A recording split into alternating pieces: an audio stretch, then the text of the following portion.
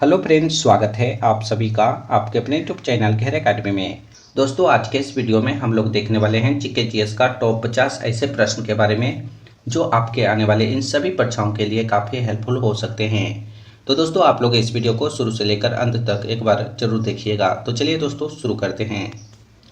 प्रश्न नंबर पहला में लिखा गया है, 2011 की जनगणना के अनुसार बिहार का साक्षरता दर कितनी है। इस वीडियो में सभी प्रश्न काफ़ी इंपॉर्टेंट है, आप लोग वीडियो के अंत तक बने रहिएगा। 2011 की जनगणना के अनुसार बिहार का साक्षरता दर 61.8% है, यानी कि प्रश्न नंबर पहला का right answer option number C होगा। दोस्तों, अगर आप लोग किसी भी प्रश्न का राइट आंसर जानते होंगे तो कमेंट बॉक्स में बताइएगा। प्रश्न नंबर 2 में लिखा गया है, बिहार की पहली रेल लाइन कौन थी। बिहार की पहली railway line East India railway थी, यानी कि प्रश्न नंबर 2 का right answer option number B होगा। कहलगांव तापीय विद्युत परियोजना किस जिला में अवस्थित है। आप लोग को बताना है कहलगांव तापीय विद्युत परियोजना किस जिला में अवस्थित है। तो आप लोग याद रखिएगा, कहलगांव तापीय विद्युत परियोजना भागलपुर जिला में अवस्थित है। प्रश्न नंबर 3 का right answer option number B होगा। दोस्तों, वीडियो पसंद आए तो एक लाइक जरूर कीजिएगा। अगला प्रश्न देखिए, बिहार की राजधानी कहाँ है।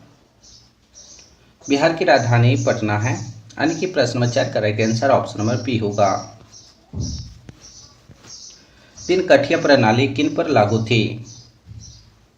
तीन कठिया प्रणाली किसानों पर लागू थी, यानी कि प्रश्न नंबर 5 का right answer option number A होगा। दोस्तों, आप लोग इस वीडियो को अपने दोस्तों के पास भी शेयर कीजिएगा, व्हाट्सएप, फेसबुक, इंस्टाग्राम इत्यादि पर। इनमें कौन चिपको आंदोलन से संबंधित हैं। सुंदरलाल बहुगुणा चिपको आंदोलन से संबंधित हैं, यानी कि प्रश्न नंबर 6 का right answer option number C होगा। सुंदरवन किस राज्य में है।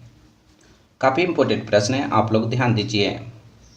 सुंदरवन पश्चिम बंगाल राज्य में स्थित है, यानी कि प्रश्न नंबर 7 का right answer option number A होगा। इनमें कौन लोहा का अयस्क है। इन 4 ऑप्शन को आप लोग को देखकर बताना है, इनमें से कौन लोहा का अयस्क है। हेमाटाइट लोहा का अयस्क है, यानी कि प्रश्न नंबर 8 का right answer option number C होगा। सबसे घटिया कोयला कौन है। सबसे घटिया कोयला पीट कोयला है, यानी कि प्रश्न नंबर 9 का right answer option number D होगा। प्रश्न नंबर 10 में लिखा गया है, निम्नलिखित में से किस खनिज के साथ प्राकृतिक गैस पाई जाती है। आप लोग को बताना है किस खनिज के साथ प्राकृतिक गैस पाई जाती है। पेट्रोलियम खनिज के साथ प्राकृतिक गैस पाई जाती है। प्रश्न नंबर 10 का right answer option number B होगा। प्रश्न नंबर 11 में लिखा गया है, गोविंद सागर कृत्रिम जलाशय किससे संबंधित है। गोविंद सागर कृत्रिम जलाशय भाखड़ा नागल बांध से संबंधित है। प्रश्न नंबर 11 का right answer option number B होगा। अखिल भारतीय किसान सभा का गठन कहां और कब हुआ था। काफी इंपॉर्टेंट प्रश्न है, आप लोग ध्यान दीजिए। अखिल भारतीय किसान सभा का गठन लखनऊ में और 1936 ईस्वी में हुआ था, यानी कि प्रश्न नंबर 12 का right answer option number C होगा। निम्नलिखित में से किसने पटना का नाम अजीमाबाद किया था। अजीम उसाह ने पटना का नाम अजीमाबाद किए थे, यानी कि प्रश्न नंबर 13 का right answer option number D होगा। नरोत्तम सिहानु कहाँ के शासक थे। नरोत्तम सिहानु कंबोडिया के शासक थे, यानी कि प्रश्न नंबर 14 का right answer option number C होगा। भारत में न्यूनतम मजदूरी कानून किस वर्ष पारित हुआ था। भारत में न्यूनतम मजदूर कानून 1948 ईस्वी में पारित हुआ था। प्रश्न नंबर 15 का right answer option number D होगा। यूरोप वासियों के लिए किस देश का साहित्य एवं विज्ञान प्रेरणा का स्रोत है। यूरोप वासियों के लिए इंग्लैंड देश का साहित्य एवं विज्ञान प्रेरणा का स्रोत रहा है, यानी कि प्रश्न 16 का right answer option number D होगा। प्रश्न नंबर 17 में लिखा गया है, राष्ट्रवाद की अवधारणा का जन्म किस घटना से माना जाता है। काफी इंपॉर्टेंट प्रश्न है, आप लोग ध्यान दीजिए। राष्ट्रवाद की अवधारणा का जन्म पुनः जागरण घटना को माना जाता है, यानी कि प्रश्न नंबर 17 का right answer option number A होगा। महात्मा गांधी जी को चंपारण आने का निमंत्रण किसने दिया था। महात्मा गांधी जी को चंपारण आने का निमंत्रण राजकुमार शुक्ल ने दिए थे। प्रश्न नंबर 18 का right answer option number C होगा। लखनऊ समझौता किस वर्ष में हुआ था। इस वीडियो में सभी प्रश्न काफी इंपॉर्टेंट है, आप लोग इस वीडियो को एक बार शेयर जरूर कीजिएगा। लखनऊ समझौता 1916 ईस्वी में हुआ था, यानी कि प्रश्न नंबर 19 का right answer option number A होगा। प्रश्न नंबर 20 में लिखा गया है, भारत में सर्वोच्च न्यायालय के मुख्य न्यायाधीशों को नियुक्ति कौन करता है। काफी इंपॉर्टेंट प्रश्न है दोस्तों, आप लोग ध्यान दीजिए। भारत में सर्वोच्च न्यायालय के मुख्य न्यायाधीशों को नियुक्ति राष्ट्रपति जी करते हैं। प्रश्न नंबर 20 का right answer option number B होगा। बैकग्राउंड वॉइस के लिए माफी चाहता हूँ। भारतीय योजना आयोग के प्रथम अध्यक्ष कौन थे। भारतीय योजना आयोग के प्रथम अध्यक्ष पंडित जवाहरलाल नेहरू जी थे। प्रश्न नंबर 21 का right answer option number C होगा। जर्मनी का एकीकरण कब पूरा हुआ था। जर्मनी का एकीकरण 10 मई 1871 ईस्वी को पूरा हुआ था। प्रश्न नंबर 22 का right answer option number C होगा। ऑल इंडिया ट्रेड यूनियन की स्थापना किस वर्ष में हुई थी। ऑल इंडिया ट्रेड यूनियन की स्थापना 1920 ईस्वी में हुई थी, यानी कि प्रश्न नंबर 23 का right answer option number B होगा। बिहार की किस नदी की उत्पत्ति अमरकंटक से हुई है। बिहार की सोन नदी की उत्पत्ति अमरकंटक से हुई है, यानी कि प्रश्न नंबर 24 का right answer option number C होगा। भारत का सबसे बड़ा रेलवे क्षेत्र कौन है। भारत का सबसे बड़ा रेलवे क्षेत्र उत्तर रेलवे क्षेत्र है। प्रश्न नंबर 25 का right answer option number D होगा। सिहली किस देश की राजभाषा घोषित किया गया है। काफी इंपॉर्टेंट प्रश्न है, आप लोग ध्यान दीजिए। सिहली श्रीलंका देश की राजभाषा घोषित किया गया है। प्रश्न नंबर 26 का right answer option number B होगा। बिहार को पृथक राज्य का दर्जा कब दिया गया है।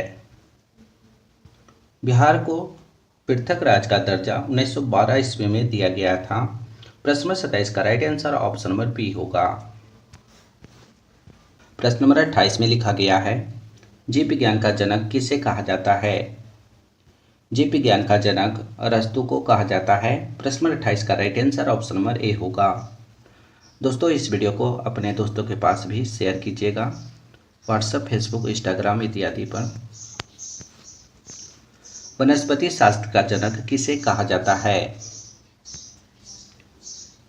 वनस्पति शास्त्र का जनक थियोफ्राइटस को कहा जाता है। प्रश्न नंबर 29 का right answer option number A होगा। चिकित्सा शास्त्र का जनक किसे कहा जाता है। चिकित्सा शास्त्र का जनक हिप्पोक्रेटस को कहा जाता है। प्रश्न नंबर 30 का right answer option number C होगा। बॉटनी शब्द की उत्पत्ति किस भाषा के शब्द से हुई है। ये सभी प्रश्न काफी इंपॉर्टेंट है, आप लोग ध्यान दीजिएगा। बॉटनी शब्द की उत्पत्ति ग्रीक भाषा के शब्द से हुई है। प्रश्न नंबर 31 का right answer option number D होगा। जंग लगने पर लोहे का भार क्या होता है।